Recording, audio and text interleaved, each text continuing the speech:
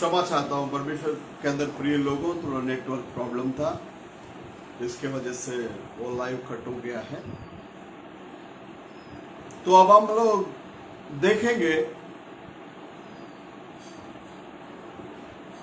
अब वो एजेकियल जो तकलीफ उठाना चाहिए था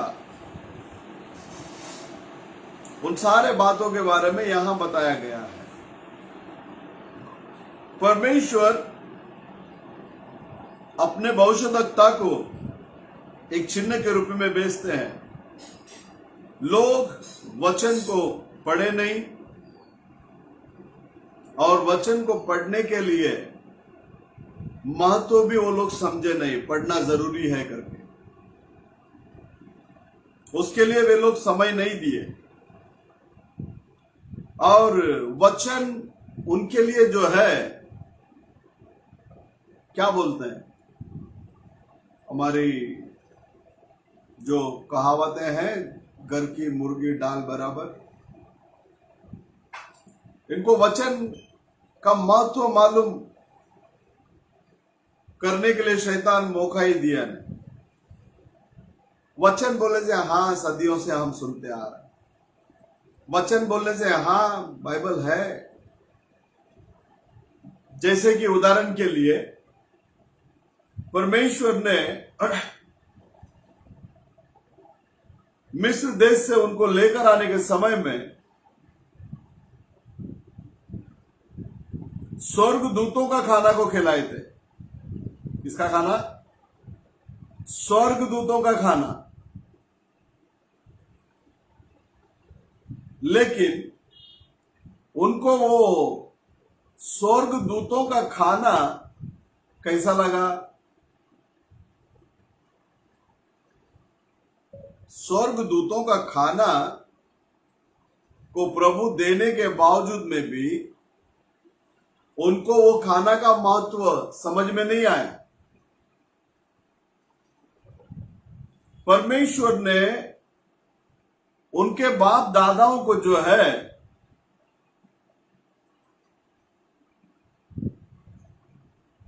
जंगल में मन्ना को बरसाया। उस मन्ना को वो लोग खाने के बावजूद में भी उस मन्ना के प्रति वो लोग तृप्त नहीं थे, क्योंकि उस मन्ना का महत्व उन लोगों को मालूम नहीं था। देख लेना 78 के अंदर भजन संगीत 78 में 24th वर्ड,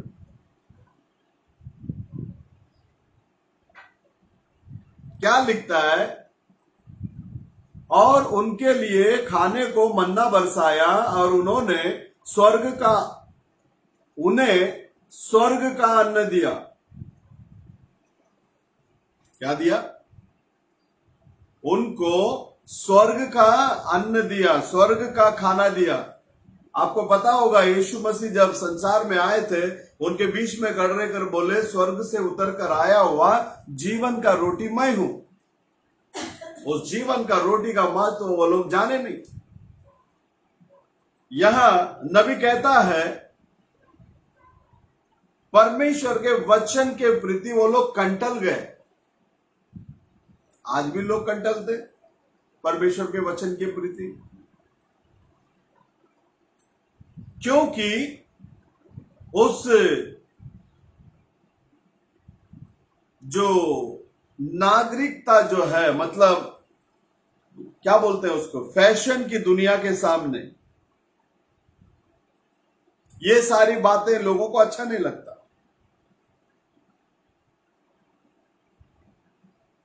आप लोगों को पता है क्या, हमारे बारे में शास्त्र लेख में लिखा है, तुम सब लोग तुमको देखकर पढ़ने लायक तुम परमेश्वर का पत्री है, मतलब लेटर। आज हम लोग ही परमेश्वर का लेटर है। इस रीति से पौलुस लिखता है, लिखने के टाइम में परमेश्वर अपना चिन्ह को बताने के लिए लोगों को चिन्ह के रूप में उपयोग करते हैं। बहुत सारे समय में, लगभग सारे समय में जो लोग चुने गए लोग हैं, उनके अलावा दूसरा कोई इस बात को स्वीकार नहीं करते। केवल और केवल चुने हुए लोग ही इस बात को क्या कर पाएंगे, स्वीकार कर पाएंगे। बाकी लोग इसको हाँ चलता है चलने दो करके, उसके बारे में गलतियों को ढूंढकर, उसको हंसी में बदलकर, उसको धिक्कार करके चले जाएंगे। जुना करार के अंदर भविष्यवक्ताओं के दिनों में जब उनको लोग देखते थे तो लोग उनको देखकर कहने लगे ये इसका दिमागी खराबी है, इसका दिमाग खराब हो गया है। इस रीति से वे लोग भविष्यवक्ता के प्रति अपने मन में बातों को रखते थे और उसको कहते थे कि इसका मानसिक स्थिति जो है बिगड़ा हुआ है। इस रीति से वे लोग भविष्यवक्ताओं के बारे में लोग बोलते थे, क्योंकि ये भविष्यवक्ता लोग जंगल में से आकर चिन्ह और चमत्कार को करके वापस ये लोग जंगल में चले जाते थे। वे लोग वचन को नहीं जानते थे, इस कारण वे लोग उस भविष्यवक्ताओं को हंसी उड़ाए। पुनरुत्थान के बारे में प्रभु यीशु मसीह फरीसी लोगों के साथ में इस रीति से बात किए।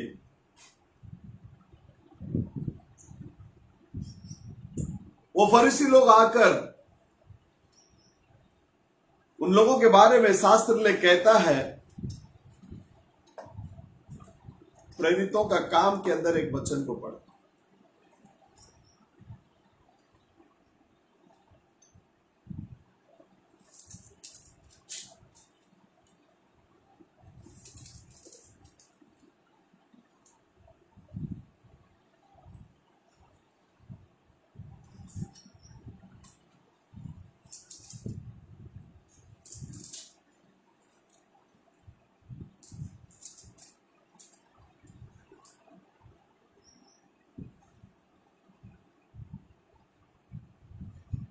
लिखता है, देखिए प्रेरितों का काम 23वां अध्याय में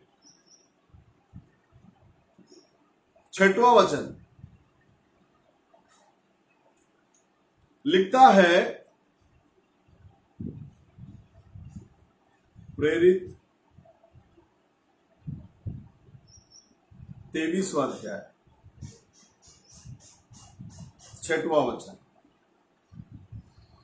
तब पौलुस ने यह जानकर कि एक दल सदुकियों और दूसरा फरीसियों का है, महासभा में पुकार कर कहा, हे भाइयों, मैं फरीसी और फरीसियों के वंश का हूं।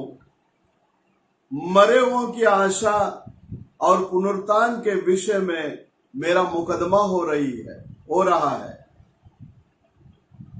जब उसने ये बात कही तो फरीसियों और सदुकियों में झगड़ा होने लगा और सभा में फूट पड़ गई, क्योंकि सदुकी ये कहते हैं कि ना पुनरुत्थान है, ना स्वर्गदूत और ना आत्मा है, परंतु फरीसी इन सबको मानते हैं। देख लेना,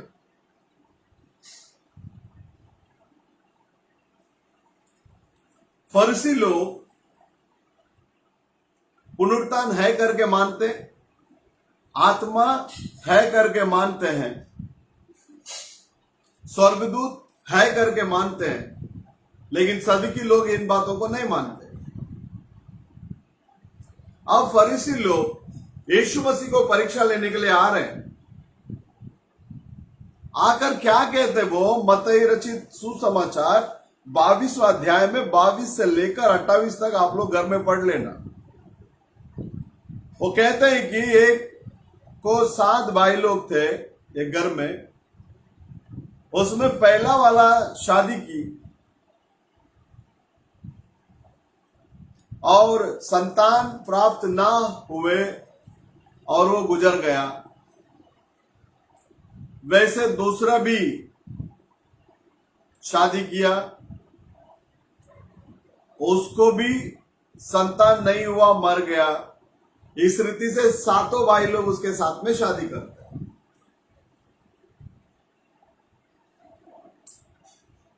अगर ऐसा है, वो पुनरुत्थान के दिन में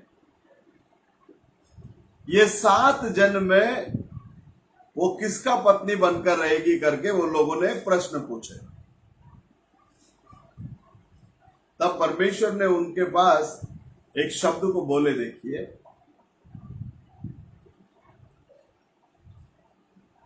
वो क्या शब्द था।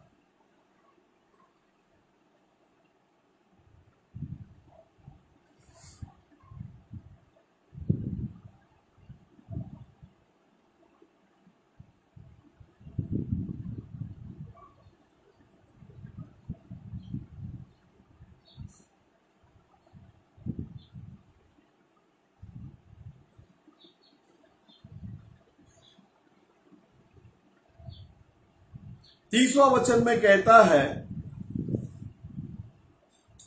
30वां वचन में, क्योंकि जी उठने पर विवाह शादी न होगी, परंतु वे स्वर्ग में दूतों के समान होंगे। दूत नहीं, दूतों के समान होंगे। कहता है कि तुम लोग पवित्र शास्त्र और परमेश्वर की सामर्थ्य को नहीं जानते, इस कारण भूल में पड़ गए हो।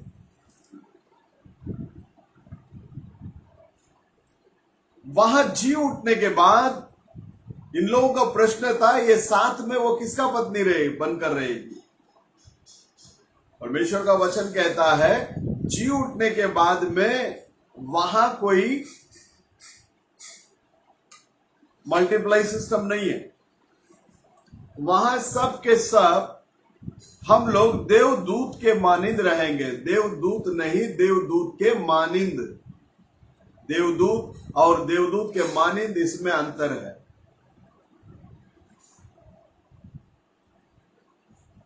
वहां शादी ब्याह नहीं होता, लेन देन नहीं होता, ये सब कुछ इधर ही है। हम लोग मरण पाने का एक दिन में हम लोग जीवन व्यतीत कर रहे हैं। मतलब मरने का एक राज्य, उसमें इंसान के रूप में, लेकिन नहीं मरने वाला, मतलब अमरत्व का एक राज्य का एक युग आने वाला है। उस राज्य के अंदर केवल और केवल छुड़ाए हुए लोग ही जीवन व्यतीत करेंगे।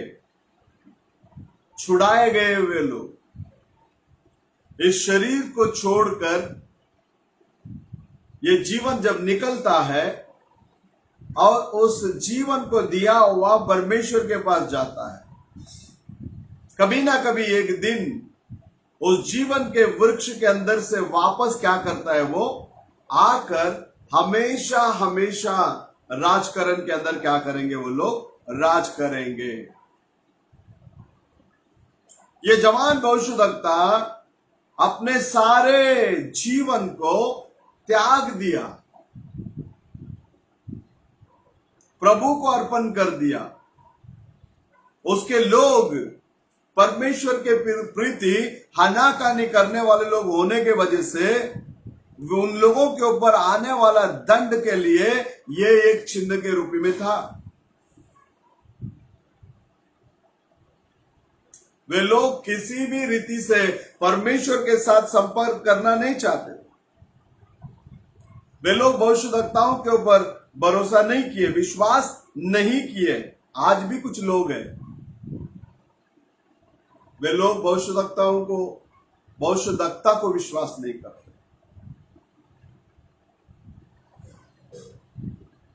वे लोग भविष्यद्वक्ताओं को हंसी उड़ाए, फिर भी वो लोग कितना भी विश्वास ना करे, लेकिन उनको जो मिलने वाला जो दंड है वो पक्का मिलेगा ही मिलेगा। परमेश्वर उस बात को देख लेते हैं। एलिया के दिनों में एलिया एजबल का पास्टर है करके, या एलिया एलिजाबेथ का भविष्यद्वक्ता करके वो मानी नहीं,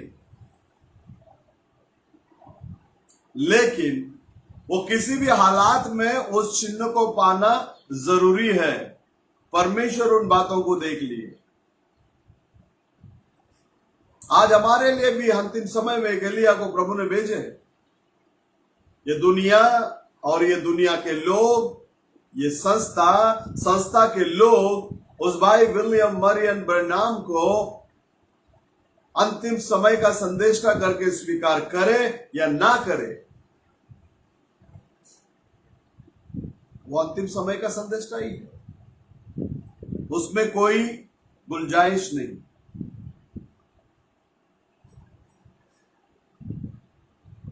क्योंकि हमारा परमेश्वर धर्मी है और उत्तम है।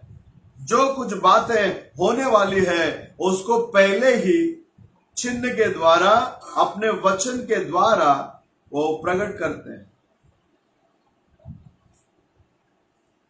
क्योंकि हर कोई व्यक्ति को न्याय के अंदर लेकर आने से पहले उसको चेतावनी मिलना जरूरी है।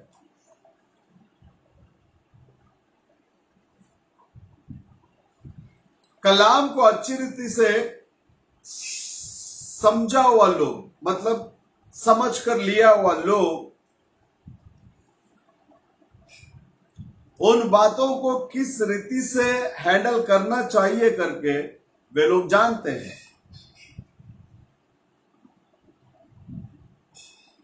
आने वाले उस जजमेंट के लिए, उस न्याय के लिए नूह के युग में, नूह के दिनों में नूह स्वयं उनके लिए एक चिन्ह बनकर खड़ा था।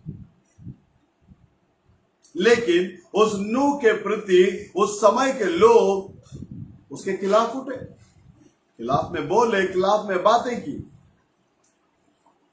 देख लेना, जब परमेश्वर नबी को भेजता है, नबी के खिलाफ लोग उठते हैं, नबी के खिलाफ लोग हंसी उड़ाते हैं। जब नबी के खिलाफ वो लोग बातें करने के समय में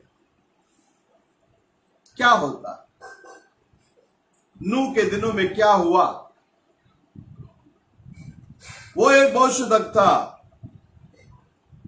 और उसके प्रति लोगों के मन में क्या बात थी, वो लोग सोच रहे थे ये पागल है, उसकी बुद्धिमत्ता काम से चली गई। क्योंकि वो प्रत्येक साल जो है अपने हथौड़ी छीनी वगैरह लेकर वो अपने जहाज बनाने में बिजी था।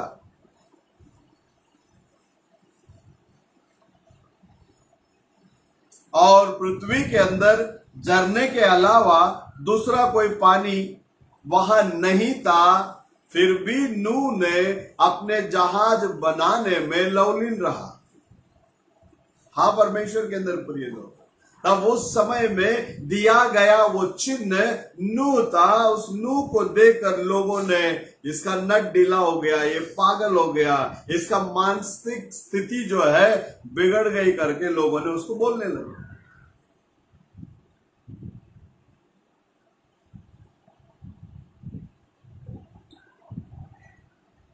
इस जहाज बनाने का काम जो है उन लोगों के बीच में उस देह रूपी विचार के सामने एक पागलपन जैसा नजर आया।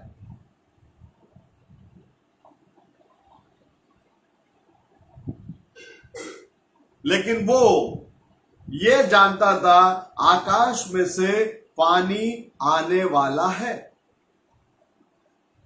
क्योंकि शास्त्र कहता है मैं विश्वास करने वाला व्यक्ति कौन है करके मैं जानता हूं। इसी रीति से नूह के साथ में जिस खुदा ने बात किया उस खुदा के प्रति नूह भी जानता था।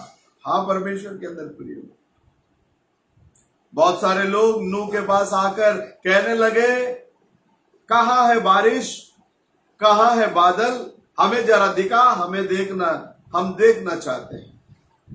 पूछे रहेंगे, क्योंकि साइंस कहता है ऊपर पानी नहीं है। नूह के दिनों की बात कर रहा हूं मैं,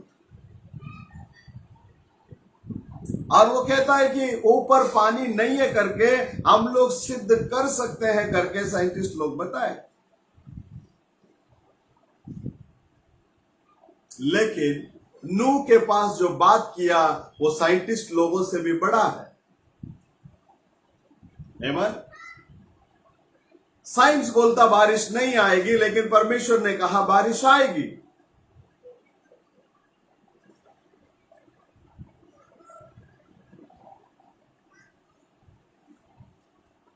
लेकिन आकाश से बारिश गिरेगा करके परमेश्वर मेरे साथ में यदि बात किए और वो वचन को पूरा करने का काम को जो है परमेश्वर स्वयं देख लेंगे, ये विश्वास था नूह का। दृश्य में वहां पानी नहीं था, आकाश में कोई बादल नहीं थी, और एक बूंद भी बारिश नहीं गिरते हुए उस समय में, क्योंकि बारिश नाम का चीज ही नहीं था। लेकिन नूह जो है उस बारिश के लिए, आने वाले दिनों में होने वाली बारिश के लिए वो एक जहाज को तैयार कर रहा था।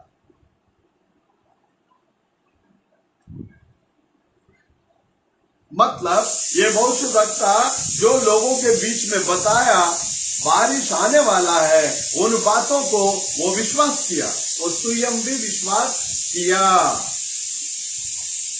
इसलिए वो उस समय में परमेश्वर का जीवित गवाही के रूप में वो ठहरा था, क्योंकि उसके लिए वो अपने आप को क्या कर रहा था, तैयार कर रहा था। प्रियो,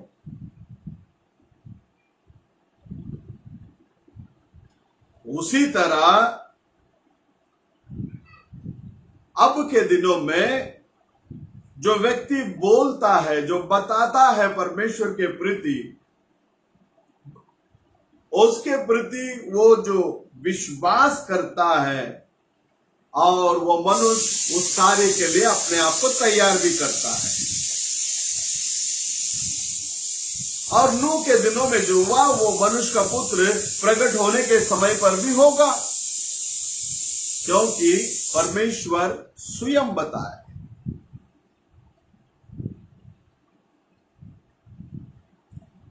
मसीह इस समय में आएंगे करके हम लोग प्रचार करते करते, वही समय आज आप संसार के अंदर देख सकते हैं, बड़ी बड़ी संस्थाएं बहुत बड़ी बड़ी टावरें बांध रही है, करोड़ों डॉलर्स में खर्चा करके बना रही है। यदि मसीह इस समय में आएगा करके प्रचार करते, उसी समय में हम करोड़ों डॉलर खर्च करके बड़े बड़े बिल्डिंग्स को यदि बांधते हैं तो क्या लाभ?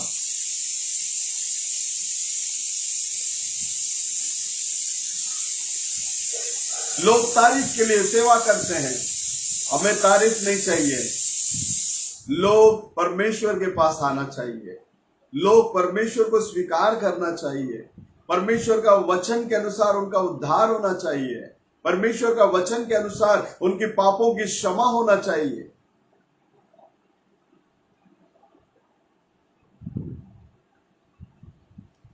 मसीहत ये एक मार्ग है, एक धर्म नहीं है।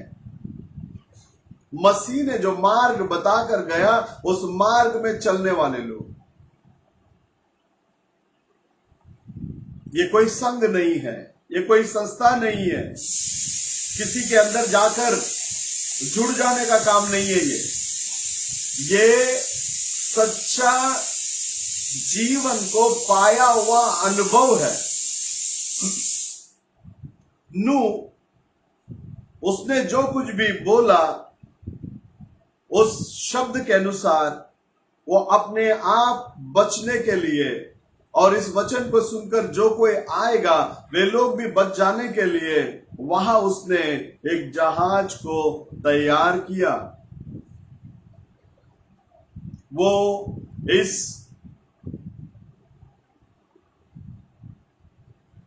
अरीति से, मतलब अनीति से चलने वाले लोगों के ऊपर प्रभु पानी के जरिए या बाहर के जरिए प्रभु न्याय करने वाला है करके, और आकाश से पानी आकर पूरा पृथ्वी को बाढ़ से प्रभु डुबा देने वाले हैं करके उसने उन सारी चीजों से बचने के लिए जहाज को क्या किया? तैयार किया। वो बता भी रहा था नाश आ रही है, और साथ ही साथ में आने वाली नाश में बचने के लिए रास्ता भी बता रहा था। उस रास्ता को बनाकर, मतलब उस जहाज को बनाकर उसके अंदर आने के लिए लोगों को बुलाया, लेकिन वे लोग उसकी ओर कान नहीं लगाए, छोड़कर चले गए। लेकिन नूह एक भविष्यवक्ता होने के कारण उस समय के, उस युग के लोगों के लिए वो एक चिन्ह था। अब वो चिन्ह के बारे में दूसरे लोग गलत सलत बताने लगे। लोग कहने लगे वो पागल हो गया,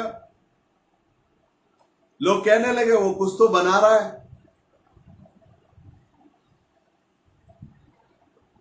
जबकि वो इस्तेमाल में आएगा करके वहां किसी भी प्रकार का क्या नहीं था? गवाह नहीं था, और उसके पहले भी ना था, क्योंकि उसके पहले कभी बारिश आई नहीं। आज भी लोग उसी स्थिति में हैं। जब बम गिरेगा, एटम बम, अपने आप को बचाने के लिए, अपने आप को संरक्षण के अंदर रखने के लिए लोग बंकर्स बनाते हैं ताकि हम लोग सुकून से जाकर उसके अंदर छुप जाए, बम का फटने का असर हमारे ऊपर कुछ ना लगे।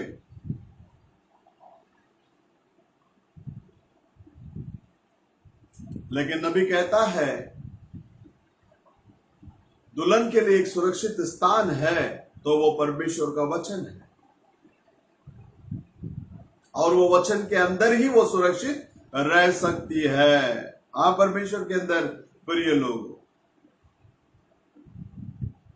क्योंकि आने वाले दिनों में इस धरती के अंदर एक भी झाड़, एक भी पहाड़ छोड़ा नहीं जाएगा। इसलिए आज ही हम लोग हमारा रहने का सुरक्षित स्थान के रूप में मसीह को चुनकर मसीह के अंदर छुप जाना जरूरी है। हमारे पूरे तन मन दिलों से हम मसीह के अंदर छुप जाना है।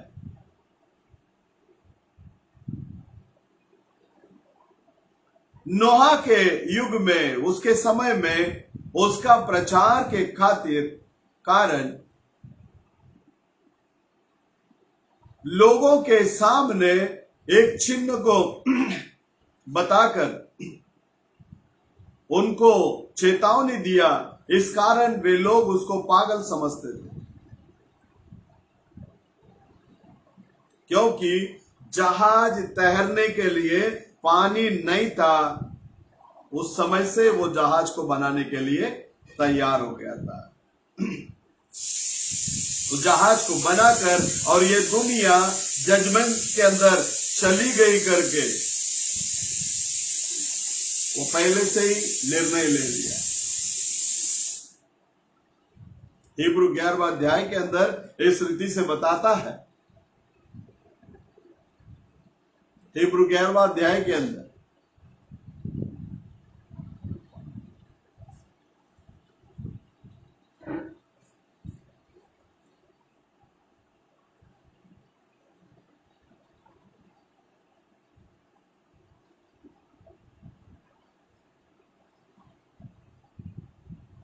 Amen.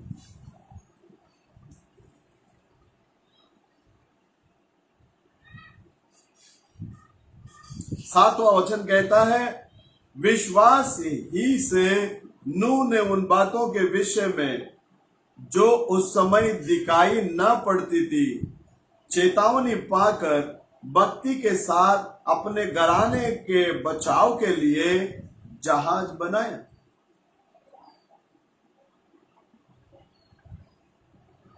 हाँ परमेश्वर के अंदर प्रिय लोग, नूह स्वयं उस युग के लिए वो एक चिन्ह के रूप में था।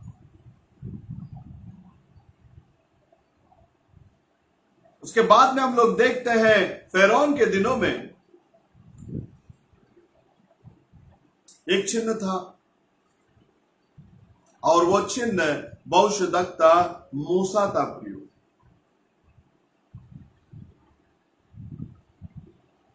इज़राइल लोगों के लिए परमेश्वर की ओर से दिया गया चिन्ह वो मूसा था। इज़राइल के लोग 400 साल गुलामगिरी के अंदर थे। वे लोग छुड़ाए जाने के लिए थोड़े दिन पहले ही परमेश्वर उनको एक चिन्ह को तैयार कर दिया। मूसा इज़राइल के लोगों के लिए छुटकारे का चिन्ह था और मिस्रियों के लिए न्याय का चिन्ह के रूप में था। प्रियो, 400 साल के बाद इज़राइल के लोग जब छुटकारा के लिए प्रभु के पास कहरने लगे,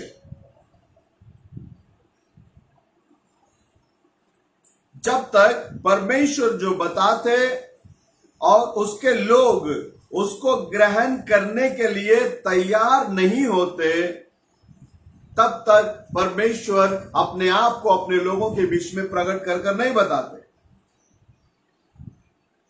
हाँ परमेश्वर के अंदर प्रिय लोग, परमेश्वर ने इस देश के अंदर नंगापन के स्थिति में उनको छोड़ दिया। उनको अच्छी तरह से मालूम है प्रभु का आगमन बहुत नजदीक है। प्रियो, बहुत ही नजदीक है। जब लोग परमेश्वर से हमें भविष्यद्वक्ता चाहिए करके जब मांगते हैं, तब परमेश्वर उनको अपना भविष्यद्वक्ता को भेजता है। परमेश्वर के लोग जब चिन्ह के लिए तैयार रहते हैं, तब परमेश्वर उनको चिन्ह को भेजते हैं। लेकिन कार्य क्या है, लोग कभी भी वो लोग क्या बोलते हैं, स्टिमुलेशन, उसके अंदर चले जाते, नहीं तो कहते हैं कि आकाश से हमारे लिए एक चिन्ह को बताओ। वो लोग चिन्ह को देखने के लिए चाहते हैं, लेकिन जब परमेश्वर चिन्ह को भेजते हैं, वे लोग उसे देखने से इनकार करते हैं। इसलिए वो ज्ञानी लोग और अच्छा पढ़ा लिखा लोगों का आंखों को बंद करके, जो सीखने का मन जिनके पास है, जो बालक लोग हैं, उनको वो प्रकट करके बताता है। वे लोग उस चिन्ह को आनाकानी किए। जब योग्य बच्चा वहां पैदा हुआ इज़राइल के अंदर, लोग गुलामगिरी के अंदर जब थे, वहां बहुत सारे साल बीत गए। परमेश्वर ने बोला 400 साल बीत गया, लेकिन उनके बीच में वो उद्धार करता आया नहीं, क्योंकि परमेश्वर स्वयं अब्राहम से बात किया, 400 साल ये लोग गुलामगिरी के अंदर रहेंगे, उसके बाद मैं अपने हाथों से इनको क्या करूंगा, छुड़ाकर बाहर लेकर आऊंगा। अन्य देश में अजनबी के रूप में ये लोग व्यतीत करेंगे, वहां जीवन व्यतीत करेंगे, उसके बाद उनको मैं बाहर लाऊंगा। उस परमेश्वर का वचन को उन लोगों ने याद किया, मतलब स्मरण किए, और इसी घड़ी में वहां अमराम और यागोबाद वे लोग हर दिन प्रार्थना में लगे रहते थे, कहां है वो छुड़ाने वाला। 400 साल में आपका हाथ आकर हमें बाहर लेकर आएगा करके हमारा बाप दादा अब्राहम के साथ में आपने बात किया है, वो कहां है? अब इस रीति से वो लोग चलते रहने के समय में अमराम और याकबाद राजा का आज्ञा को वो लोग डरे नहीं, प्रार्थना में लगे रहे। जब ये बच्चा आया मोसेस, इस बच्चे को उठाकर नील नदी के अंदर जो पूरा मगरमच्छ से भरा हुआ है, उस समय का जो भी लड़का बच्चा पैदा होता था उसको किधर डाल देना चाहिए था? मारकर नील नदी में डाल देना था। वहां के मगरमच्छ लोग उन बालकों को खाकर एकदम तंदुरुस्त बन गए थे। उस नील नदी में इस बच्चे को ले जाकर उस पेटी में रखकर छोड़ने के लिए लोग डरे नहीं।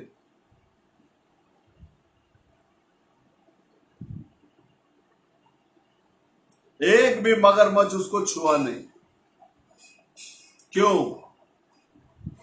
वहां चिन्ह था, उसको इजरायली लोगों ने क्या किया? देखा है। फिर भी वो लोग उस चिन्ह को महत्व नहीं दिए और उसके लिए वो लोग तैयार भी नहीं थे।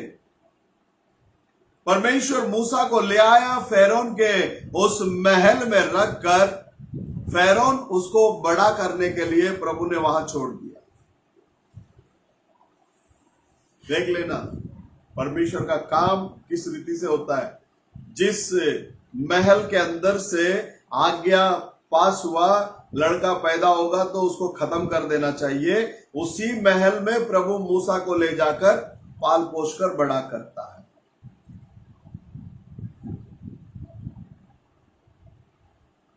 कार्य को किस रीति से करता है?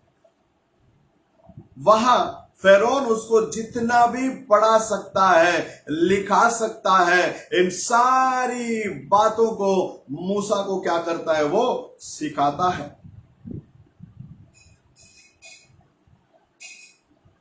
ये सारी बातों को सिखाने के बाद परमेश्वर उसे जंगल में ले जाता है। परमेश्वर उसे जंगल में ले जाकर वो जो कुछ भी सीखा उन सारी बातों को उसके अंदर से क्या कर रहा है? प्रभु बाहर निकाल रहा है। पहला फेरोन उसको प्रशिक्षण दिया, अब परमेश्वर उसको प्रशिक्षण दे रहा है। फेरोन 40 साल उसको प्रशिक्षण दिया, प्रशिक्षण ट्रेनिंग। उसके बाद परमेश्वर वो 40 साल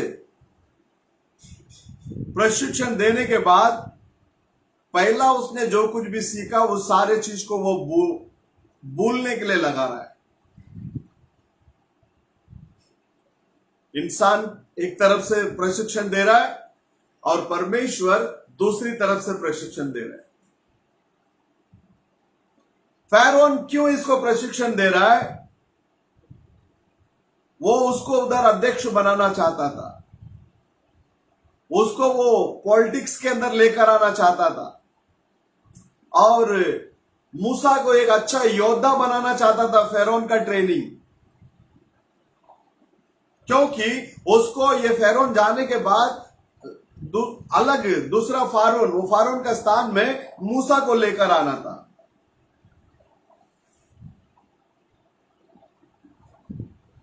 और सारा देश मिस्र को जो है हफ्ता देना चाहिए और मिस्र को एक ऊंचा स्थान पर लेकर आना चाहिए, बाकी देशों को समाप्त करना चाहिए।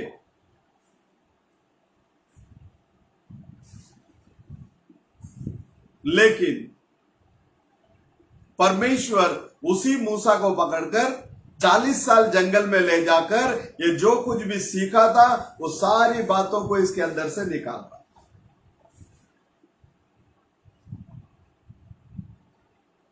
परमेश्वर जंगल में उसे ले जाकर उसके अंदर जो कुछ भी था उन सारी बातों को निकाल के केवल और केवल 5 मिनट का ट्रेनिंग दे रहा है। Only 5 minutes.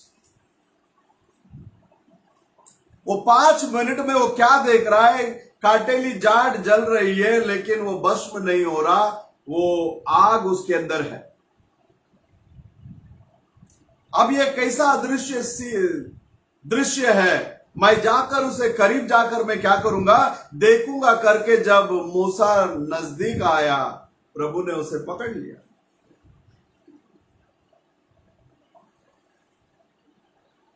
पांच मिनट उस जलने वाले काटेरी जाड़ के अंदर वो जीवित परमेश्वर है करके उसे बताया। और उसके अंदर जिस फैरौन के डर से मिस्र को छोड़कर वो भाग कर गया था, क्या डर था? मूसा के अंदर मरण का भय था। उस मरण का भय को उसके अंदर से क्या किया? निकाल दिया। परमेश्वर के अंदर प्रिय लोगों, आज कोई भी व्यक्ति किधर से भी पढ़ लिख कर आकर सेवा कर लेता है, लेकिन वो प्रभु का बुलावट है क्या? प्रभु का बुलावट जो है, यह आग के साथ में मुलाकात होगा, अग्नि के साथ में इसका परिचय होगा, उसके बाद में इस सेवकाई के अंदर आगे बढ़ेगा। उसके अंदर जितना भी भय था, वो सारे भय को उसके अंदर से निकाल दिया, उसको तैयार किया। उसके बाद में उस मूसा को एक चिन्ह के रूप में खड़ा किया, और वहां मूसा स्वयं एक चिन्ह था। परमेश्वर क्या चाहते हैं अपने लोगों से? परमेश्वर अपने लोगों से यही चाहते हैं, वो लोग प्रार्थना करें। लोग बहुत ही तकलीफ के अंदर जाते और कहने लगते हैं इसके आगे मुझसे सहन नहीं होगा। जब ऐसे स्थिति में वो लोग आ जाते, उनका युग वहां पूरा होता है, और वे लोग जो सोचकर बैठते हैं उससे भी समय ज्यादा चला जाता है। देख लेना, जब मिस्रियों के अंदर समय ज्यादा बीत गया, समय ज्यादा बीतने के बाद उनके ऊपर ज्यादा बोझ आने लगा, ज्यादा बोझ आने के बाद वे लोग प्रार्थना करने लगे।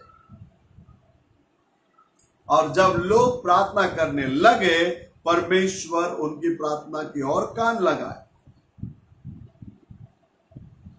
वहां परमेश्वर का वचन पूरा होने का वो समय था। इसलिए अमराम और एगोबाद वो परमेश्वर का वचन का पूरा होने का समय था करके उसको जानते हुए वे लोग परमेश्वर के पास प्रार्थना करते रहे। बोझ के साथ में वो लोग लगातार प्रार्थना में बने रहे, और वे लोग बोझ के साथ जो कुछ भी मांगते हैं और उसे वे लोग पा लेते हैं। और जो लोग प्रार्थना करते हैं वैसे करने वाले वे लोग परमेश्वर से नियुक्त किए गए वे लोग हैं। नामदारी मसीह नहीं बनना है हमें। जिंदा जीवित परमेश्वर का हम संतान हैं, इस बात को हम लोग महसूस करना जरूरी है प्रियो।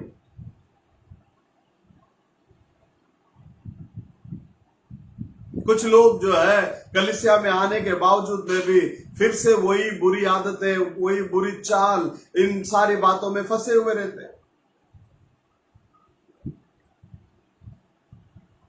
नबी एक बंदा के बारे में गवाही देता है, इधर उसको परमेश्वर ने कैंसर से छुटकारा दिया हुआ रहता है। कैंसर से उस बंदे को प्रभु छुटकारा देने के बाद वापस वो बंदा क्या पीने के लिए शुरुआत कर रहा है? सिगरेट पीने के लिए शुरुआत कर रहा है। कैंसर से छुटकारा पाने के बाद दोबारा वो सिगरेट पीता है, इसका मतलब वो बहुत बड़ा भयानक काम है।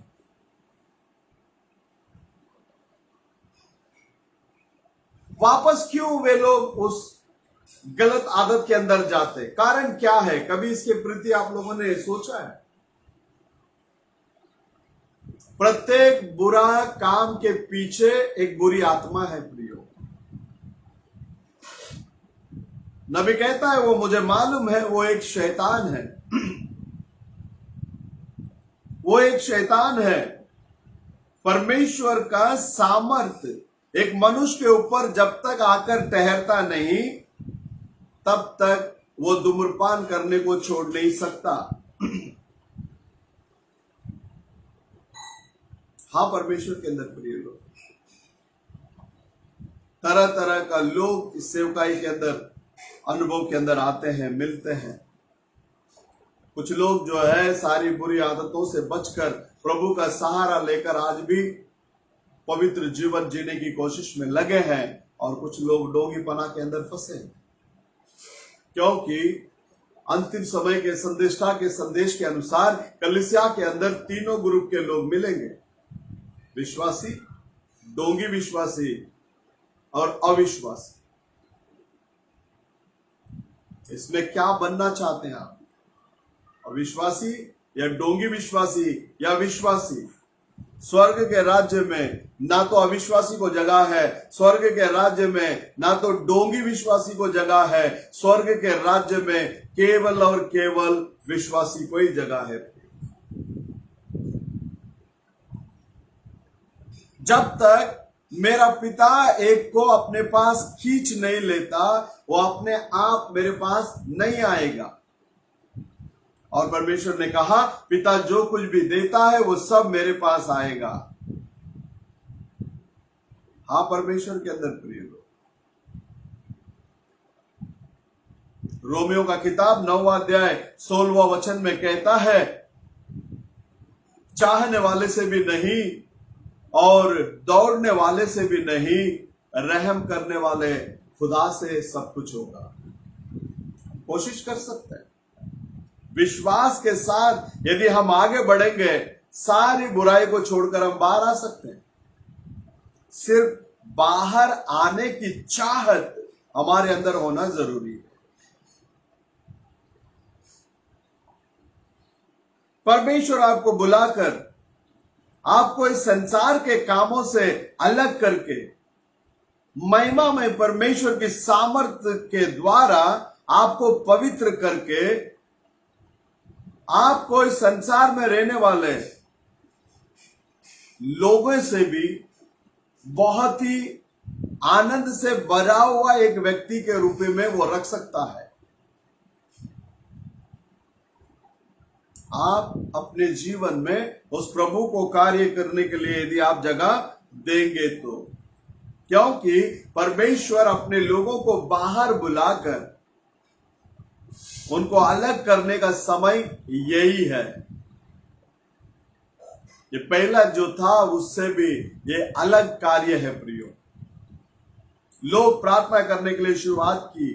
इजराइल के लोग प्रार्थना करने के समय में परमेश्वर एक भविष्यद्वक्ता को वहां तैयार करके रखा था। परमेश्वर इसी रीति से सारे युग में भविष्यद्वक्ताओं को तैयार रखते हैं, क्योंकि वो हमेशा लोगों से भी बढ़कर वो आगे चलने वाला परमेश्वर है। वो उस मनुष्य को तैयार रखता है, लेकिन लोग भविष्यद्वक्ता चाहिए करके वो लोग प्रार्थना करने तक वो इंतजार करता है।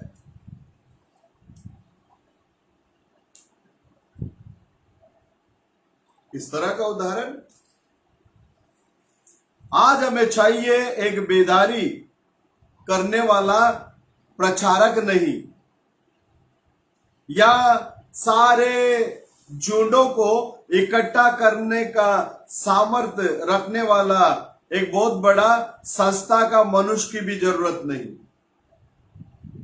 आज हमें चाहिए संसार को चेतावनी देने वाला, एक संदेश को लेकर आने वाला और परमेश्वर से भेजा गया भविष्यद्वक्ता की जरूरत।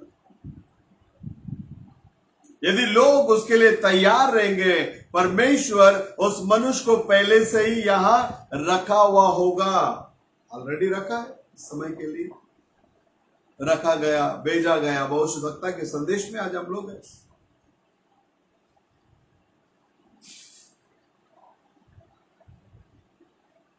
यही बात, जो धार्मिकता के ऊपर प्यासे हैं वे लोग धन्य हैं, उनको तृप्त किया जाएगा।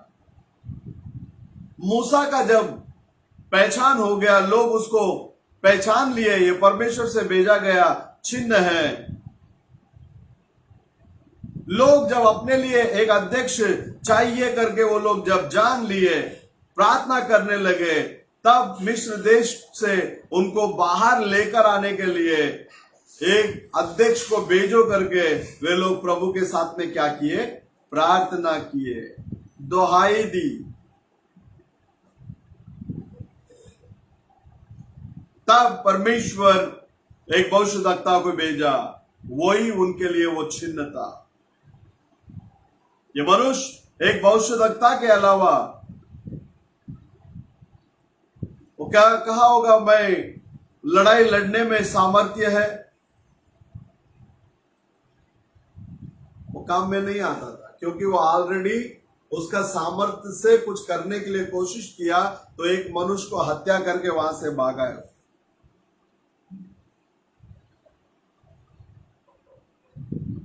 वो हमेशा अपने भविष्यद्वक्ताओं को परमेश्वर यूं फरमाता है, इस शब्द के साथ में वो बेचते हैं। दाऊद इजराइल लोगों जो लोग पाए हुए थे सबसे अच्छा लड़ाई लड़ने में बहुत ही एक बलवान व्यक्ति था, लेकिन वो उसी समय में वो एक भविष्यद्वक्ता भी था। निश्चय वो वैसा था प्रियो, वो भविष्यद्वक्ता दाऊद। परमेश्वर जो भेजने वाले उस भविष्यद्वक्ता को और भविष्यद्वक्ता की ओर हम लोग कान लगाना चाहिए। ये प्यास लोगों के हृदय में उत्पन्न होने तक प्रभु इंतजार करते हैं। कुछ लोग वो प्यास में है करके बोलने के बावजूद में भी वो प्यास उनके अंदर नहीं रहता। कुछ लोग बोलते हैं हाँ ब्रदर हम विश्वास करते हैं, लेकिन जितना विश्वास प्रभु चाहते हैं उतना विश्वास हमारे अंदर नहीं होते।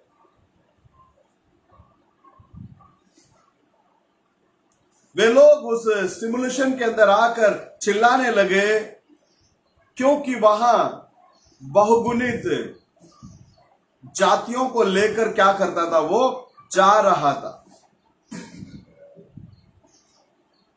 क्या किया? वो जंगल में परेशानी को खड़ा कर दी।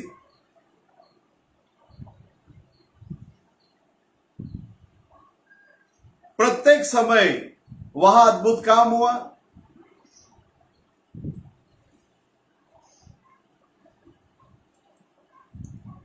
प्रत्येक समय में प्रभु अद्भुत काम करने के बाद में भी उसको जो डोंगी विश्वासी जो है वो लोग उसको स्वीकार नहीं किए। लेकिन जो सच्चा परमेश्वर का भविष्यद्वक्ता जो भी है वो यहोवा यूं फरमाता है, इसमें वो स्थिर रहता है और उसको जब परमेश्वर भेजते हैं वो पवित्र शास्त्र को कभी भी नहीं छोड़ेगा, पवित्र शास्त्र के साथ में टिका रहेगा। मूसा पवित्र शास्त्र के साथ में टिका हुआ था।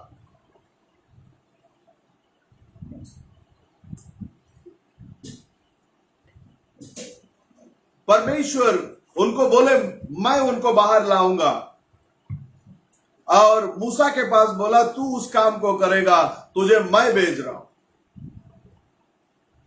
मूसा के पास एक अनुभव था।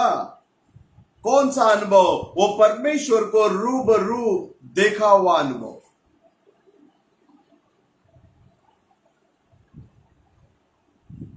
और उसके बाद वो परमेश्वर का वचन को पाया हुआ व्यक्ति था। परमेश्वर भविष्यद्वक्ताओं को भेजने का कारण वे लोग यहोवा का वचन को थामे रहे, और परमेश्वर का वचन भविष्यद्वक्ताओं के पास आता है। अगर एक व्यक्ति परमेश्वर का वचन को पाया हुआ नहीं है, इसका मतलब वो भविष्यद्वक्ता नहीं है। युगान युग में देह रूपी डोंगी लोग भी उठते हैं, डुप्लीकेट। ओरिजिनल के साथ साथ डुप्लीकेट भी उस समय में क्या होता है? खड़ा होता है। और वे लोग भी हक जताते हैं कि हम भी भविष्यवक्ता हैं, लेकिन वे लोग हमेशा परमेश्वर का वचन को छोड़कर चले जाते हैं। जो डोंगी भविष्यवक्ता लोग हैं, ओरिजिनल की बात नहीं कर रहा हूं, और ओरिजिनल भविष्यवक्ता जो भी है वो पूरा पूरा परमेश्वर के वचन में बना रहता है। और जो सच्चा भविष्यवक्ता जो है, यहोवा यूं फरमाता है करके इस शब्द के अंदर वो बराबर स्थिर रहता है। अंतिम दिनों में जो होने वाला है उन बातों के प्रति परमेश्वर हमें चेतावनी देते हैं, लेकिन एक सच्चा सेवक, एक सच्चा भविष्यवक्ता, यहोवा यूं फरमाता है, इन शब्दों से वो कभी भी क्या नहीं करता, अलग नहीं होता। आपको पता होगा भाई ब्रैनम के जरिए परमेश्वर जितने भी बार यहोवा यूं फरमाता है करके जो भी बताए, उसमें से एक भी शब्द फेल नहीं हुआ। परमेश्वर उस शब्द को क्या किया, पूरा किया। क्योंकि भाई ब्रैनम जो है, जब तक परमेश्वर बताते नहीं तब तक वो बताते नहीं थे। जब परमेश्वर बताने के बाद वो जब बताए, वो सारी चीजें क्या हुआ, पूरा हुआ। हाँ, परमेश्वर के अंदर प्रिय लोगों, मूसा परमेश्वर के साथ बना रहा था और वो एक चिन्ह के रूप में था, और इजराइल के लोग छुड़ाने का दिन निकट आ गया। उसके लिए वो मूसा इजराइल के लोगों के लिए वो एक चिन्ह था, और मिस्रियों का अंत समीप आ गया। इसके लिए वो मिस्र लोगों के लिए वो एक चिन्ह था। फैरोन की सारी सेना वो लाल समुद्र में डूबकर खत्म हो गए। उनका फौज का पूरा बल वहां समाप्त हो गया। प्रियो, एक पूरा देश का अंत के लिए वहां भविष्यवक्ता एक चिन्ह के रूप में था।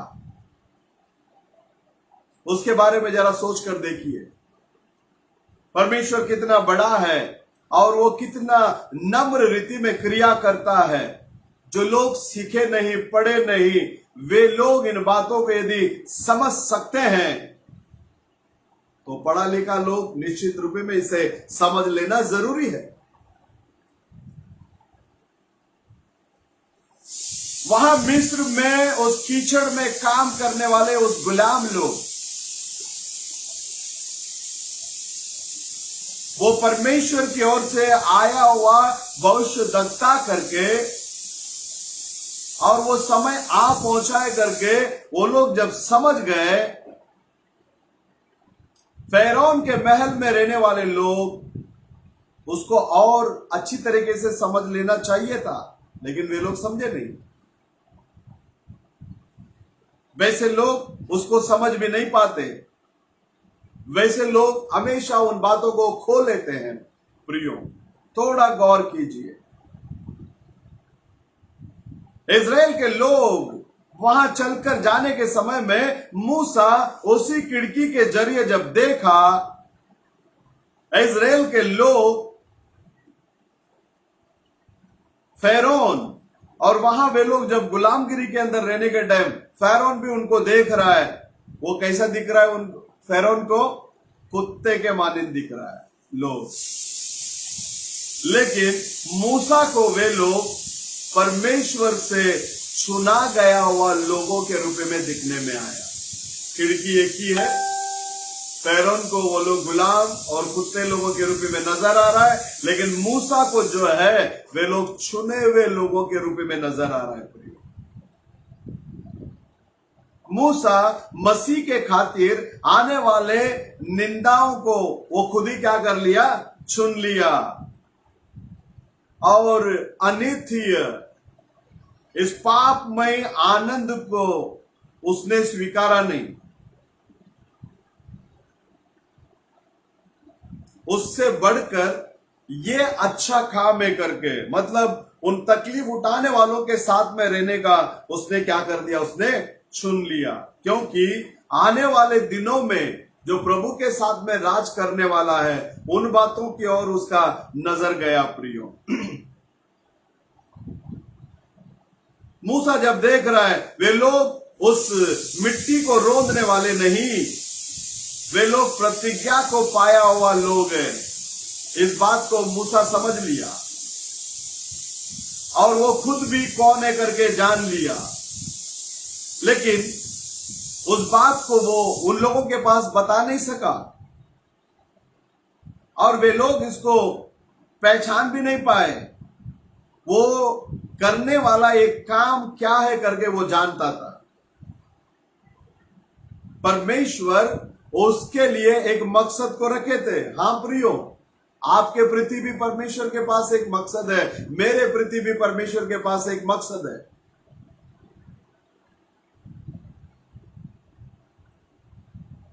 लेकिन वो वहां उन लोगों के पास बताया नहीं और वे लोग उस चिन्ह को पहचानने तक वो वैसे ही छोड़ दिया। वो ओपनली बताया नहीं मैं कौन हूं करके। लेकिन वहां जब चिन्ह को देखे वे लोग जान लिए। परमेश्वर कहता है मैं इस्राएलियों को चिन्ह को दूंगा। बोला इस लाठी को ले, इस लाठी को डाल, वो लाठी सर्प बन गया। यदि इस बात को वे लोग नहीं मानेंगे तो अपना हाथ को छाती पे डाल, उसको बाहर निकाल, वो श्वेत कोड बन जाएगा। वापस उसी हाथ को अपने छाती पे डाल, वो पहले जैसे ठीक हो जाएगा। इसको देखकर वो लोग क्या करेंगे? विश्वास करेंगे। यदि उसकी और भी वो लोग कान नहीं लगाए तो नील नदी का पानी को लेना, सूखे जमीन में डालना, वो वहां लहू बन जाएगा। एक राष्ट्रीय चिन्ह। कैसा चिन्ह बता रहा है प्रभु? एक पूरा राष्ट्र को क्या कर रहा है प्रभु? चिन्ह बता रहा है। तब ये लोग क्या करेंगे? विश्वास करेंगे। परमेश्वर का चिन्ह को वे लोग देखने के समय में वे लोग उससे स्वीकार करने के लिए तैयार हो जाएंगे और उसे वो लोग क्या करेंगे? विश्वास करेंगे। हाँ प्रियो,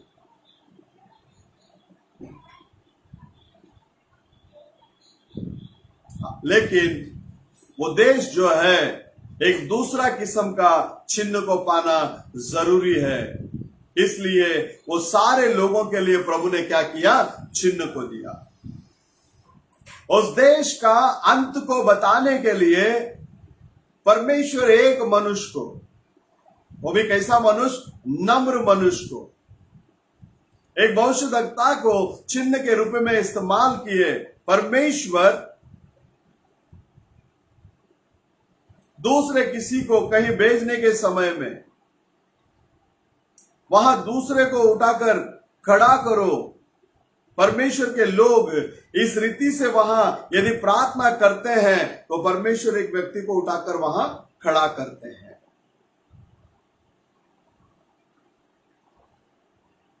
वे लोग महसूस करना चाहिए।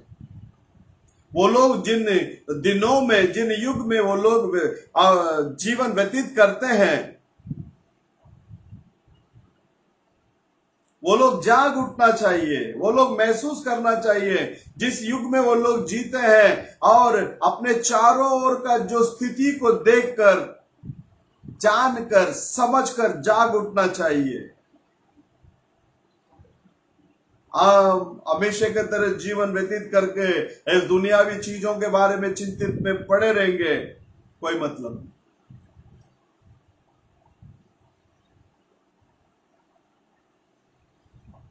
अच्छी बात है लेकिन कुछ काम का नहीं। यीशु मसीह ने कहा इस शरीर को नाश करने वालों के लिए तुम मत डरो।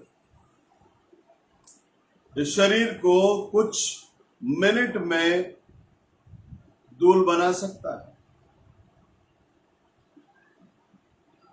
और उस सामर्थ्य परमेश्वर को तुम भय डरो। तुम्हारा शरीर के साथ साथ तुम्हारा प्राण को भी वो नरक में नाश करने के लिए सामर्थ्य है। उस खुदा की तुम भय मानो। हाँ, परमेश्वर के अंदर प्रिय हो।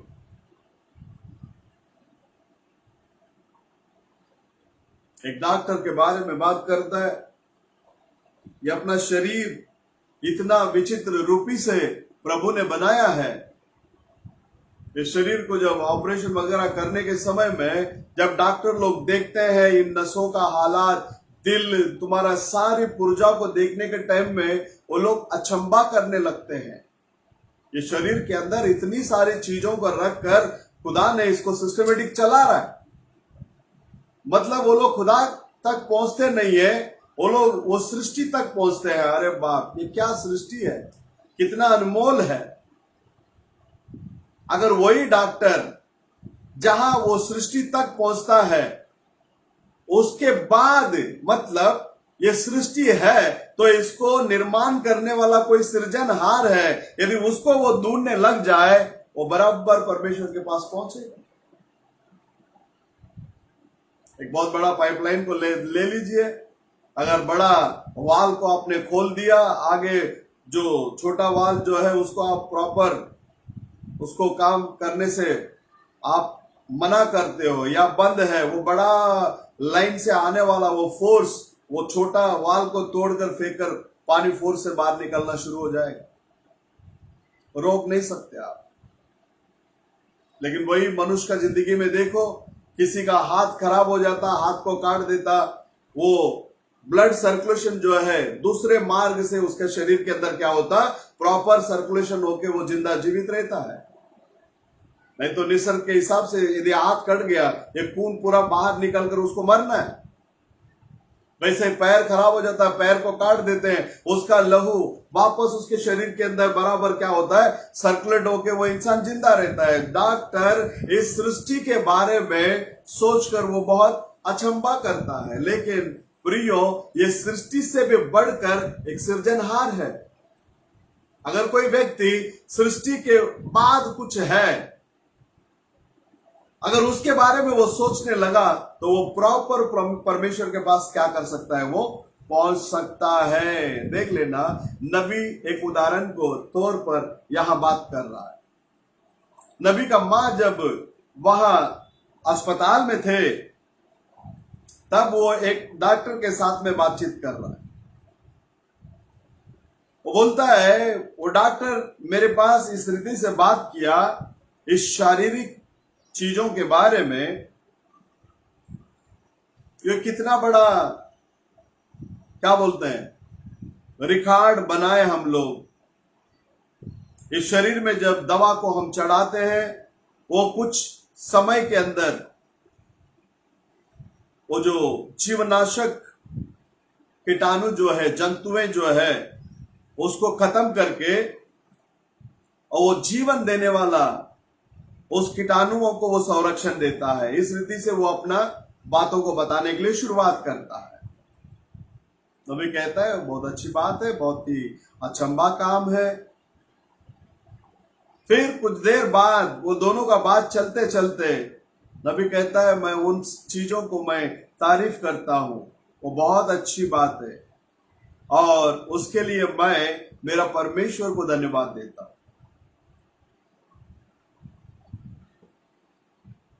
देखिए, आप लोग सृष्टि किया गया एक चीज को उसके अंदर क्या क्या है करके ढूंढने में अपना समय को व्यतीत करते हैं, और आप लोग अपने सारी जिंदगी को उसके अंदर क्या कर देते हैं, खर्च कर लेते हैं। लेकिन थोड़ा समय निकालकर इसको सृष्टि किया हुआ व्यक्ति कौन है करके आप लोग कभी भी क्या नहीं करते, उसके बारे में सोचते नहीं है। सृष्टि के बारे में बड़ाई करता है, सूरज के बारे में बड़ाई करता, चंद्रमा के बारे में बड़ाई करता, समुद्र के बारे में बड़ाई करता, पर्वत के बारे में बड़ाई करता, जमीन के बारे में बड़ाई करता। परमेश्वर के अंदर प्रिय लोगों, ये सब ऐसे ही नहीं आया, इसका सृजनहार एक है, और वही प्रभु यीशु मसीह।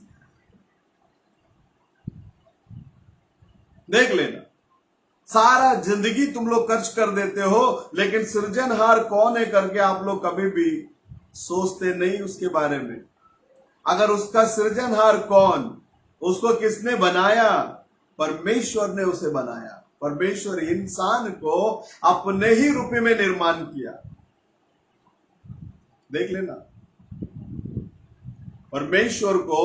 परमेश्वर ने इंसान को बनाने के समय में, आओ हम अपने ही रूप में, अपने ही समानता में हम क्या करेंगे? मनुष्य को निर्माण करेंगे। हाँ परमेश्वर के अंदर प्रिय लोग,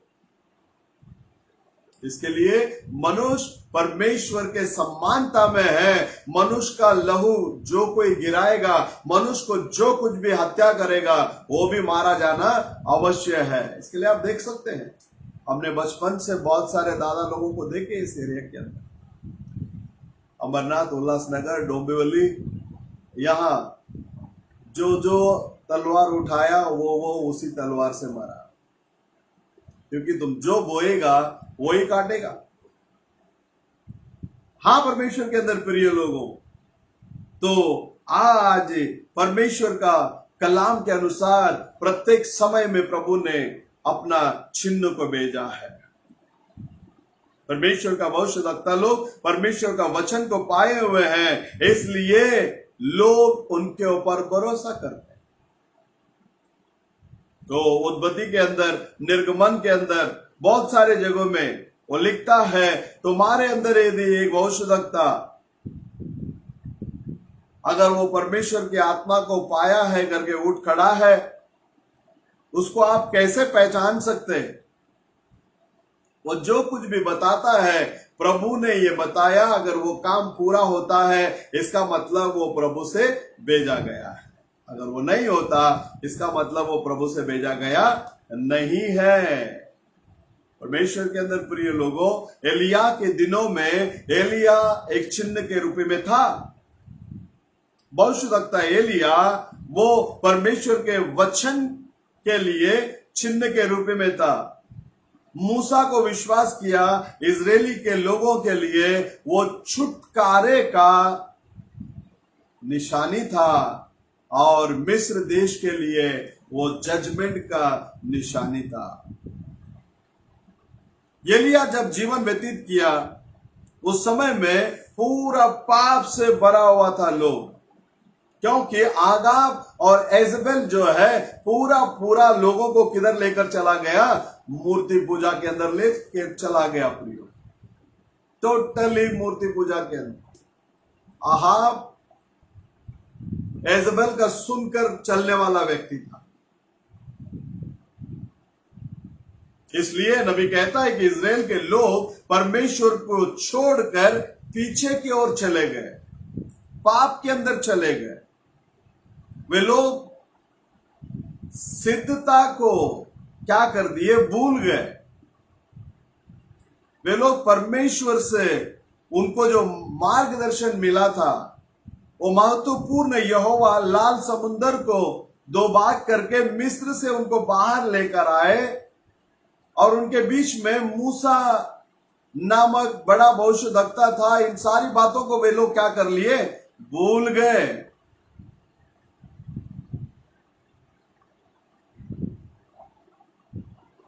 हम भी भूल जाते। मेथडिस्ट जॉन वेस्ली को भूल गए, लूथरन मार्टिन लूथर को भूल गए, बैप्टिस्ट जॉन स्मिथ को भूल गए, और हम में से बहुत सारे लोग बहुत ही एक महान व्यक्ति चार्ल्स फिनी को भूल गए। फिनी के सेवकाई के अंदर जो लोग उद्धार पाते थे, उसमें से 97% लोग वहां स्थिरता से बने रहते थे, और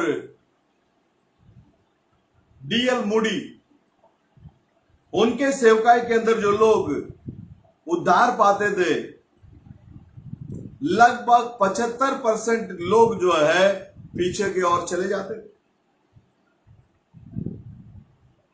और जो पवित्र लोगों का झुंड, जो वेस्ली, उनके जीवन में भी जो लोग उद्धार पाते थे, वे लोग भी पीछे की ओर चले गए। लेकिन चार्ल्स फिनी को 97% लोग वहां उद्धार के अंदर बने हुए रहते थे।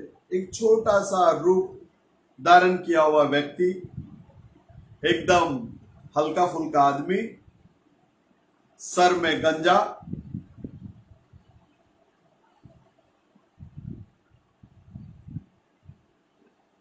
वो जब वेदी में आता था प्रचार करने के लिए,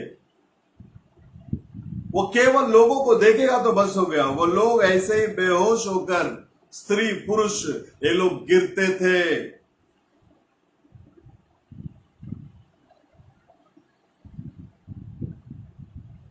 उसके बाद लगभग 20 साल के बाद वेस्ली के जरिए या और भी लोगों के जरिए जो भी बेदारियां आई, वो भी समाप्ति के करार पर आ गई।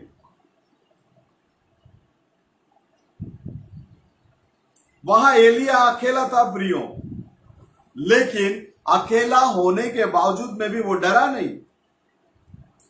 बहुत ही ताड़ना के साथ वहां वो खड़ा था, धैर्य के साथ खड़ा था। कोई भी उसके साथ नहीं रहे, लेकिन वो परमेश्वर का चिन्ह था। बाकी सारे गुरु लोग जो नवीनता के अंदर चले गए, आगाब के साथ में मिल गए, लेकिन उस वंश में आहाब और आहाब के साथ में जितने भी कलीसिया है, नबी कहने के समय पर कहता है लगभग वे लोग कैथोलिक मार्ग के अंदर चले गए।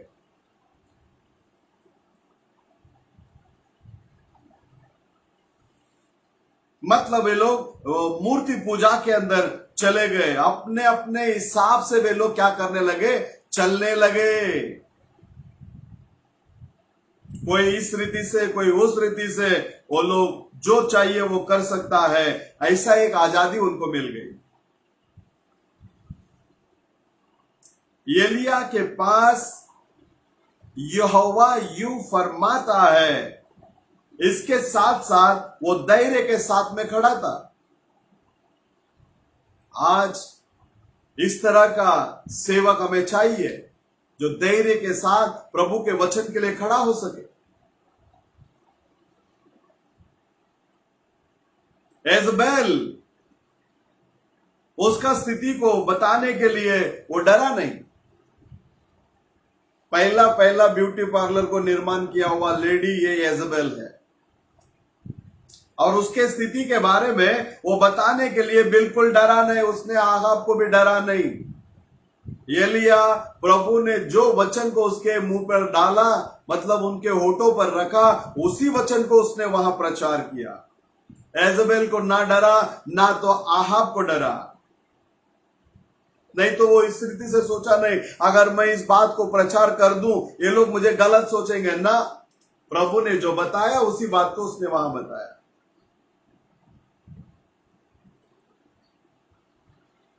आहाब के पास जाकर कहता है, मैं जब तक नहीं कहूंगा तब तक आकाश से ना ओस गिरेगी ना पानी।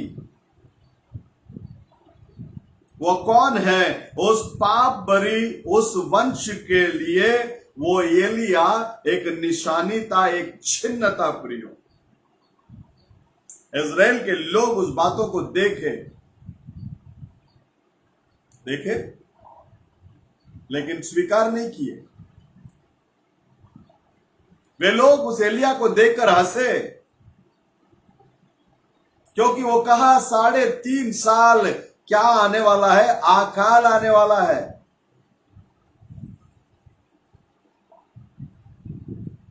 परेशानियां आएगी, भूख आएगा, खाने के लिए कुछ नहीं मिलेगा। इन सारी बातों को वो पहले से बता रहे, जबकि उनके पास भरपूर वहां खाना है। वो स्थिति में बोलता है कि अकाल आने वाली है। वो अकेला खड़ा था परमेश्वर के लिए और धैर्य के साथ में भविष्यवाणी की। वे लोग जितने भी सच्चे लोग थे, उन सच्चे लोगों को क्या कर दिए? खत्म कर दिए। अब परमेश्वर का नाम के लिए एलिया खड़ा है और गुप्त रूपी में 7,000 लोगों को प्रभु ने रखा वहां। लेकिन एलिया बोलता मैं अकेला ही खड़ा हूं। आज भी प्रभु यीशु मसीह के नाम के लिए जगह जगह में प्रभु ने अपने बच्चे लोगों को खड़ा किया है।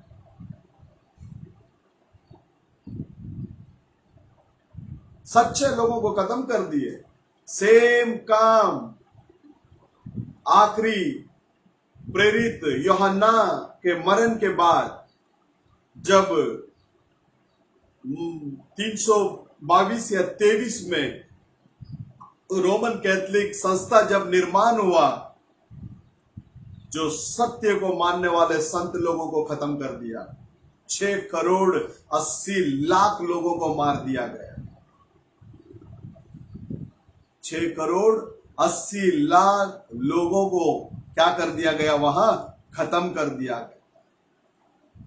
हाँ, परमेश्वर के अंदर प्रिय लोग, एलिया वचन में स्थिर रहने के लिए चाहता, क्योंकि वो सच्चा भविष्यवक्ता। बाकी भविष्यवक्ता लोग वहां बोले उससे कोई फर्क नहीं पड़ता, यहोवा उसके बारे में चिंता नहीं करता, ऐसा करके लोग कहे, लेकिन यहोवा चिंता करता है। वो परमेश्वर का वचन होना जरूरी है, और एलिया उस वचन के ऊपर यहोवा यूं फरमाता है, धैर्य के साथ में खड़ा रहा। एक दिन परमेश्वर उसके पास एक गुप्त बात को बताया, और वो एलिया, तू जो गवाही दिया उसके खातिर मैं 7,000 लोग यहां मेरे लिए है। तो अकेला नहीं है। कितना हजार लोग है? 7,000 लोग है। कभी कभी हम लोग सोचते हैं हम यीशु मसीह के नाम वाले, हम अकेले ही हैं, हम अकेले ही हैं। नहीं, जंगल जंगल में प्रभु उसका नाम के लिए लोगों को रखा है। इस अंतिम समय के संदेश के लिए जंगल जंगल में लोग प्रभु के साथ में चलने वाले लोग हैं। आमीन। वे लोग बाहर आकर अपने हक को बताने के लिए, उनके पास उतना धैर्य नहीं है। वे लोग कहीं जंगाड़ी में छुपे हैं, फिर भी उनके हृदय में वे लोग मेरा सेवकगण है, क्योंकि वे लोग बाल देवता के सामने अपना घुटना टेके नहीं है। वो लोग बाहर आने के लिए डरते हैं, लेकिन एक चिन्ह मैं तुझे देता हूं, तू ही वो चिन्ह है। वहां मेरे वचन के लिए तू दृढ़ खड़ा रह जा, मैं तुझे देखभाल करूंगा। उनके लिए मैं एक चिन्ह को देता हूं, तू एक चिन्ह को दे करके बोला। परमेश्वर का वचन के लिए चिन्ह। इस रीति से एक व्यक्ति को भेजो, दे, परमेश्वर उनके लिए भेजा गया। वो चिन्ह एलिया नबी था। आहा बहुत बड़ा राजा है, सारा देश उसका भाई मानता था, और वे लोग उसके विरोध नहीं कर सकते थे। लेकिन एलिया वचन के लिए वो चिन्ह था, सच्चा भविष्यवक्ता था। वचन के लिए वो चिन्ह होने के वजह से वो वचन के लिए चिन्ह के रूप में था, और वे लोग उसको भरोसा नहीं किए, और वो उन लोगों के लिए किसी भी रीति में लाभदायक बनकर नहीं रहा। परमेश्वर उसको कर्मल पर्वत पर ले गया। कर्मल पर्वत पर ले जाकर वहां उसको खाना कौवा लोग खिला रहा है, पानी केरित नदी का पानी को पी रहा है। उसके बाद में वहां से उसको कहां ले जा रहा है? विधवा स्त्री के घर में ले जा रहा है। विधवा स्त्री भी बचना चाहिए, वो 3.5 साल अकाल में। वहां संदेश जा रहा है, वहां वहां उस स्त्री उस संदेश को स्वीकार करने के बाद वो अकाल से बचती है, क्योंकि एलिया के जरिए उसको वचन मिला उधर। उसके बाद में आगाब और येजबेल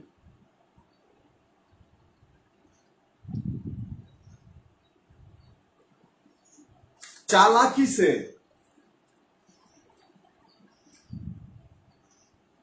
एक व्यक्ति को खत्म कर रहा है।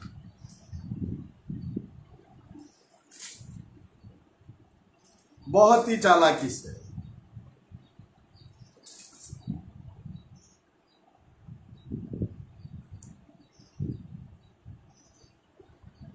ऐसा करने के समय में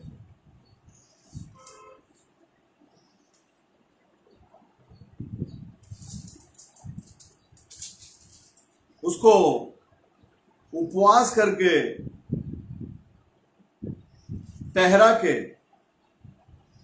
दो झूठा गवाह लोगों को खड़ा करके उस व्यक्ति को खत्म करके नाबोत का जमीन को हड़पता है। बड़ा कनिंग माइंड से पति पत्नी दोनों मिलकर उसको खत्म करता है, पतरवा कर। जैसा ये सीन पूरा हुआ, वचन एलिया के पास आया। एलिया जाकर उन दोनों के विरोध में क्या कर रहा है? भविष्यवाणी कर रहा है। नाबोत का लहू को जिस रीति से कुत्ता ने चाटा, वैसे ही तुम लोगों का लहू को भी कुत्ता क्या करेगा? चाटेगा। आहाब बोलता है, मेरा दुश्मन, तू इसको भी पहचान लिया क्या?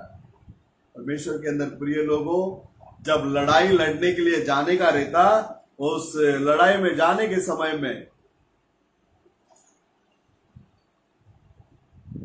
आप देख सकते हैं शास्त्र के अंदर वो बोलता है, भविष्यद्वक्ताओं को बुलाओ।